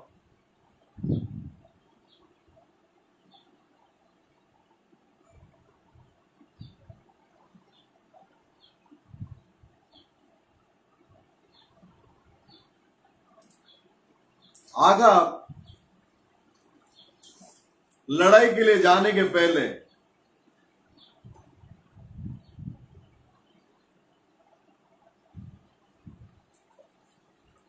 400 बाल देवताओं का लोग आकर वहां भविष्यवाणी कर रहा है।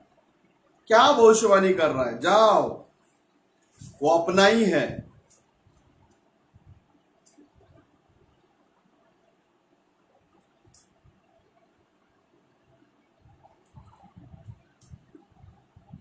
आप उसको हासिल कर सकते हैं। अभी इस चीज के बारे में यदि आप शास्त्र लेख के अंदर देखेंगे,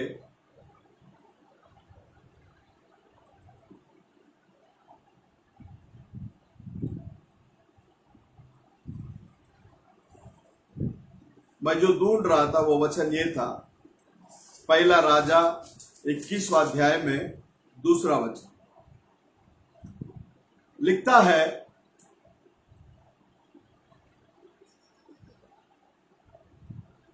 इन बातों के बाद आहाब ने नाबोत से कहा, तेरी दाख की बारी मेरे घर के पास है, तू उसे मुझे दे कि मैं उसमें 7 पत्ता की बारी लगाऊं और मैं उसके बदले तुझे उससे अच्छी एक वाटिका दूं। नहीं तो तेरी इच्छा हो तो मैं तुझे उसका मूल दे दूंगा।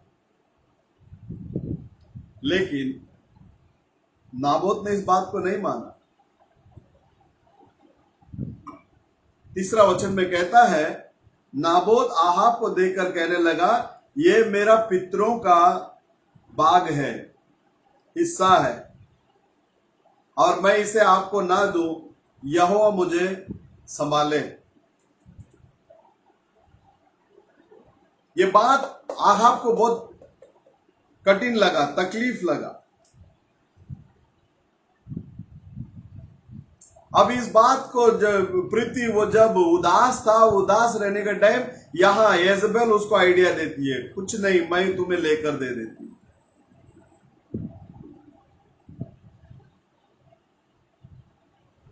झूठा गवाहों को खड़ा किया। 10वां वचन में आप देख सकते हैं,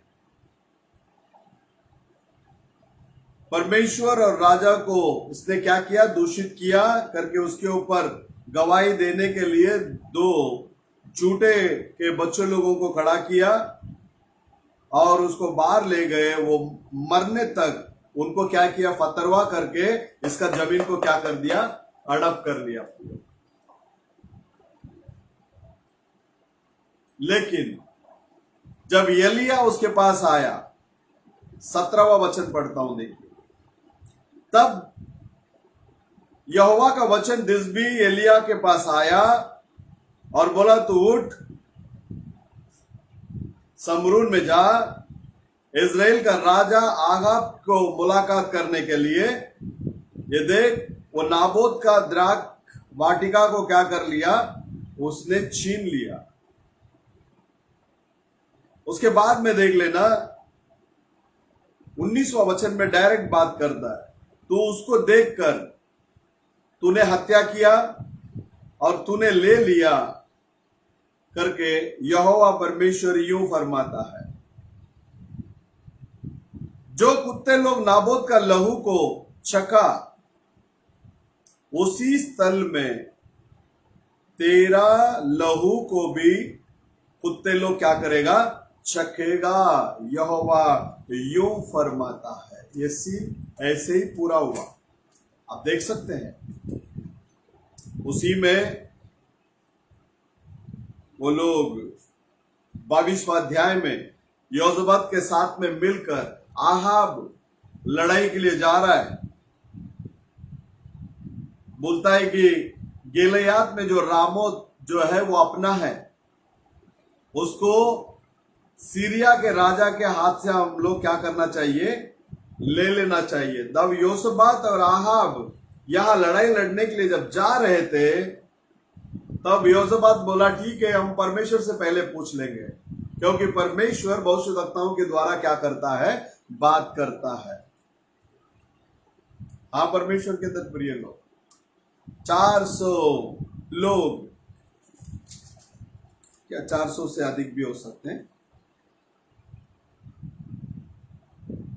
400 लोग। 6वां वचन, 22वां अध्याय में 6वां वचन कहता है, इजराइल का राजा लगभग 400 भविष्यद्वक्ताओं को एकत्रित किया।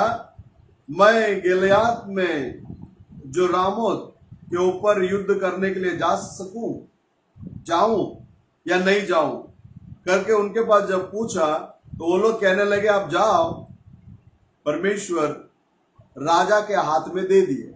400 जन एक मन होकर बता रहा है, 400 प्रॉफिट्स, 400 लोग प्रियो एक मन होकर बता रहा है, जाओ, प्रभु ने तुमको दे दिया कर।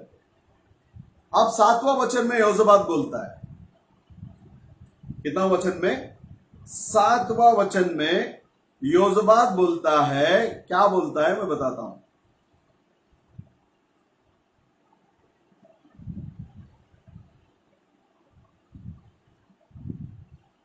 परंतु यहोशापात ने पूछा, क्या यहां यहोवा का और भी कोई नबी नहीं है जिससे हम पूछ ले।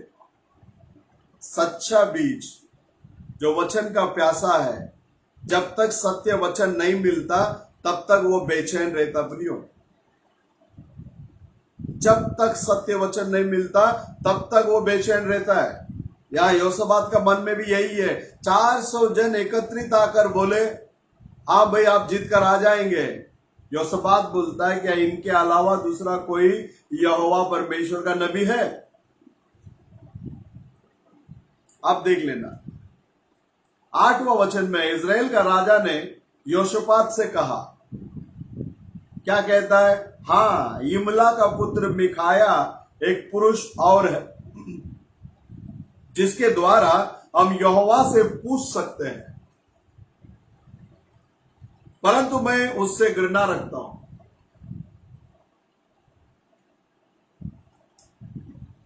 परंतु मैं उससे घृणा रखता हूं। आज भी यीशु आपको आशीष कर रहा है, आपसे लोग प्रेम करेंगे। आप वही फुलपिट से प्रीच करो। पापी व्यभिचार के अंदर पड़ा है, शराब के अंदर पड़ा है, दुनिया के गलत कामों में पड़ा है, मन फिराकर बाहर आ, नहीं तो नाश हो जाएगा। प्रचार करो, आपको स्वीकार करेगा नहीं। यहां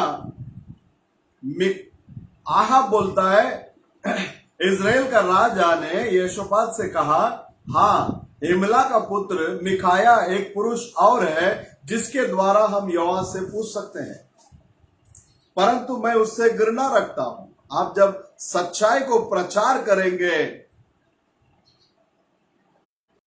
जो पहले से चुना हुआ लोग है वो आपसे प्रेम करेंगे, अन्यथा लोग आपसे नफरत करेंगे। परंतु मैं उससे घृणा रखता हूं क्योंकि वो मेरे विषय कल्याण की नहीं वरन हानि ही की भविष्यवाणी करता है।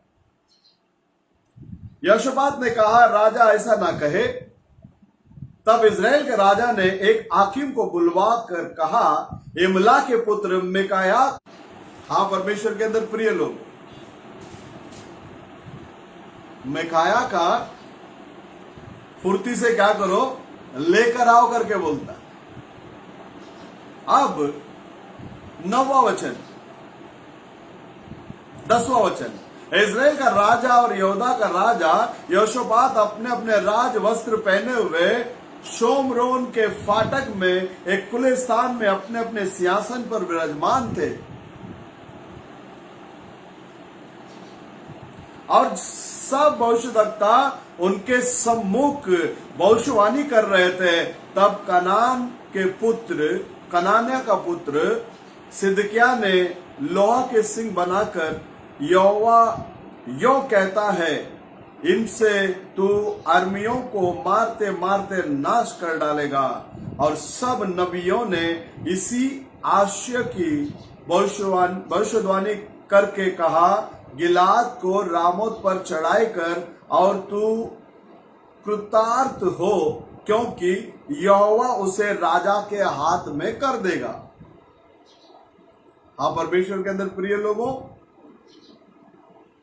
और जो दूत मिकाया को बुलाने गया था उसने उससे कहा, सुन, भविष्यद्वक्ता एक ही मुंह से राजा के विषय में सुवचन कहते हैं, तो तेरी बातें उनकी सी हो, तेरी बातें उनकी सी हो।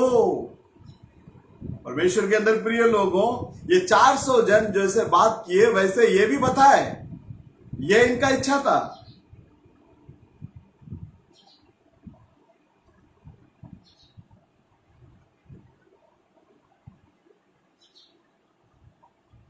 तू भी सुवचन कहना।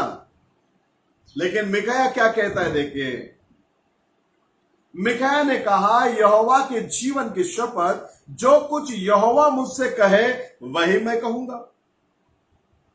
देख लेना, यह है परमेश्वर का सच्चा भविष्यद्वक्ता। बोलता है, जब तक यहोवा मुझसे जो बात कहेगा उसी बात को मैं क्या करूंगा, कहूंगा। जब वो राजा के पास आया तब राजा ने उससे पूछा, है मिकाया, क्या हम गिलाद के रामोत से युद्ध करने के लिए चढ़ाई करें, वहां रुके रहे? उसने उसको उत्तर दिया, हाँ चढ़ाई कर और तू कृतार्थ हो और यहोवा उसके राजा के हाथ में कर दे। राजा ने उससे कहा, मुझे कितनी बार तुझे शपथ दिलाकर चिताना होगा कि तू यहोवा का स्मरण करके मुझसे सच ही कहे।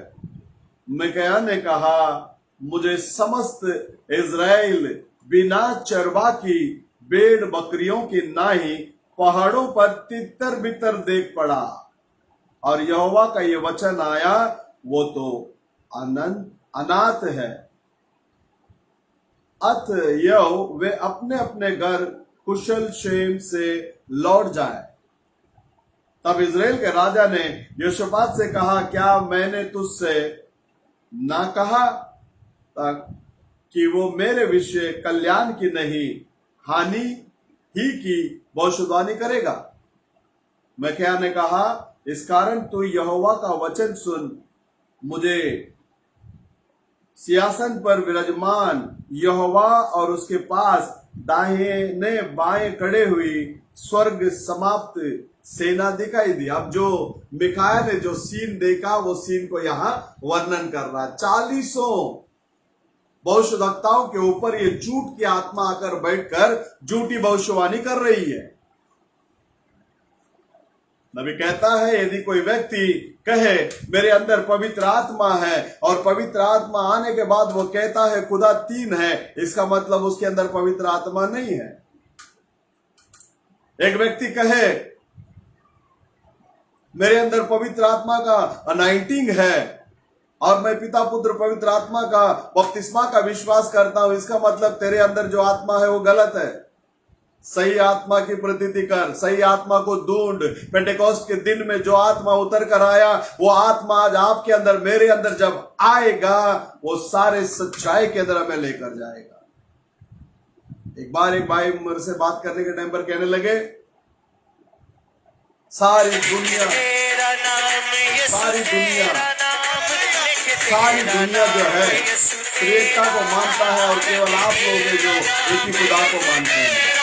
मैंने उस भाई से यही कहा अपने पूरा भारत देश 33 करोड़ को मानता है, इसका मतलब हम भी 33 करोड़ को मान ले।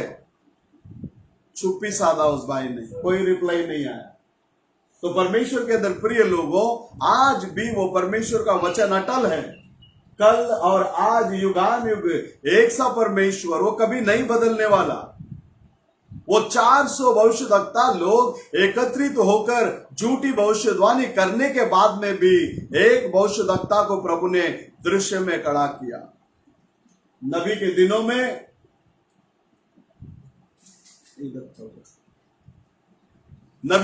में बहुत सारे संस्थाएं थी, 900,000 के दरमियान वो बात करते हैं, लेकिन आज 30,000 से भी बढ़कर संस्थाएं हैं। लेकिन उन सारी संस्थाओं के बीच में परमेश्वर जो है एक भविष्यवक्ता को खड़ा किया, और वो भविष्यवक्ता जो दाऊद का तंबू गिरा हुआ था उसको वहां पर मैं उसको उठाकर क्या करूंगा, खड़ा करूंगा। जो संदेश, जो पाप क्षमा का जो मूल सूत्र मंत्र था, उसको जो संस्थाओं ने हटा दिया था, उन सारी बातों को वापस भविष्यवक्ता के द्वारा प्रभु ने आपका जगत में ले गया है। प्रियो, किसी बात का डरा नहीं, सत्य के लिए वो गवाह बनकर खड़ा हुआ। सारे 400 भविष्यवक्ता लोग बोल रहे थे हम लोग पिता पुत्र पवित्र आत्मा के नाम से ये कर रहा है वो कर रहा है, तू भी वैसे ही बोल। मैं क्या बोला, नहीं, मैं वो काम नहीं कर सकता। जब तक परमेश्वर मुझे नहीं बताता मैं तब तक दूसरा काम नहीं करूंगा। आज आप कौन सा स्थिति में है? आज हमारे लिए भेजा गया एक सच्चा निशानी है। एक भविष्यवक्ता को प्रभु ने भेजा है। वो भविष्यवक्ता फिर से हमें उस पेंटेकोस्ट के दिन के सिद्धांत के अंदर, उपदेश के अंदर हमें ले गया। दुल्हन रूपी झाड़ दोबारा दिए जाना, जो सत्य को खो गया था, उसी सच्चाई के अंदर 7वां कलीसिया के दूत ने हमें उठाकर खड़ा किया है। परमेश्वर के अंदर प्रिय लोगों, देखकर भी अनदेखा जैसा छोड़ा गया चिन्ह। प्रत्येक युग में नबी को लोगों ने पहचाना नहीं, वैसे ही इस अंतिम समय में भेजा गया नबी को भी लोग जानकर भी अनदेखा किया है। लेकिन हम धन्य हैं, हम जाने भी, हम उसको मानते भी, वो हमारा परमेश्वर का भेजा हुआ नबी है। परमेश्वर हम सब लोगों को आशीष करे। आइए हम दुआ करें। प्रभु जी धन्यवाद प्रभु यीशु मसीह के नाम से हमारे गुनाहों को क्षमा कर, पापों को क्षमा कर, अधर्मों को क्षमा कर। आज का आराधना के लिए हम धन्यवाद देते हैं। आरंभ से लेकर अंत तक आपने हमारे साथ में रहकर प्रभु जी चलाए, इसके लिए हम धन्यवाद। बाप, जितने भी लोग इस वचन को सुने सभी को तो आशीष करना और सभी को परमेश्वर आपके नाम की महिमा के लिए गवाह बनाना। प्रभु एक ही परमेश्वर है, एक ही विश्वास है, एक ही बपतिस्मा है और अंतिम समय में भेजा गया नबी ने हमें फिर से उसी संदेश के अंदर लेकर आया। प्रभु जी सबको तो आधीन और स्वाधीन कर ले, सबको संभाल, सबको चला, आशीष करना, अगुवाई करना। छोटी सी दुआ प्रभु यीशु मसीह के नाम से मांगते हैं, सुनकर कबूल कर लेना। आमीन। प्रभु यीशु मसीह हम सब लोगों को आशीष। आमीन।